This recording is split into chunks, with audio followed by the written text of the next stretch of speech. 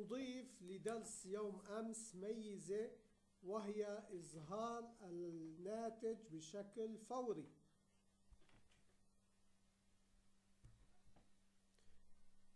أرحب بكم أصدقائي من جديد.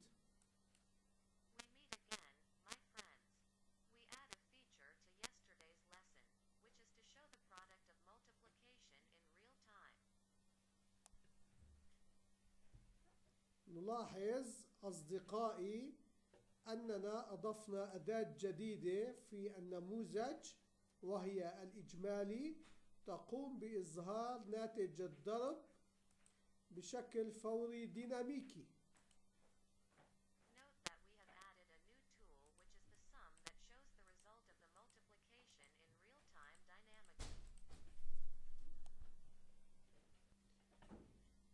يجب أن نضع سطر برمجي ضمن الأداة الخاصة بالرقم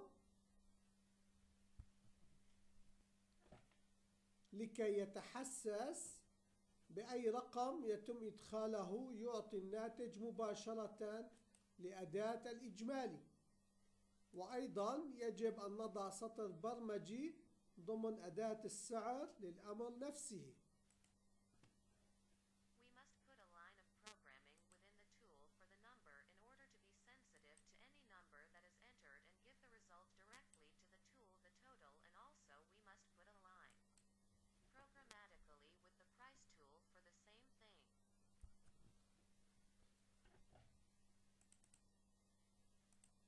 هذا هو السطر البرمجي الذي يجب أن يكتب ضمن أي تغيير يحدث في أداة العدد.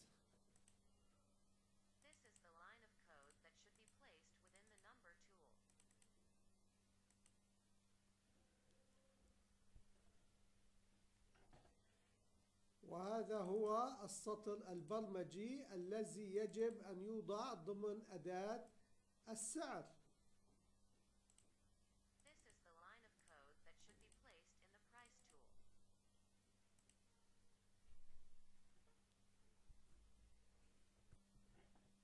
وبذلك نحصل على الناتج مباشرة عند أي عملية كتابة أو تغيير في الأداة الرقم.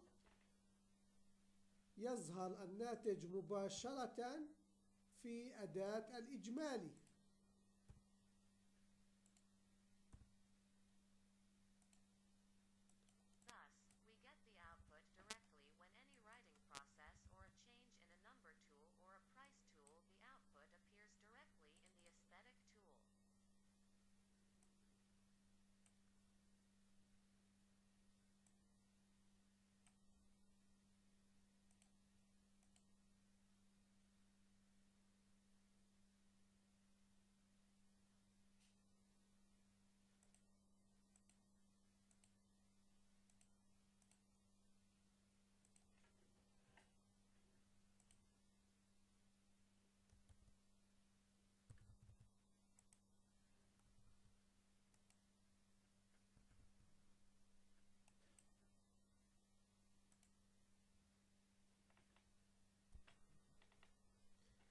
انتهينا اليوم أصدقائي من هذه المعلومة البسيطة.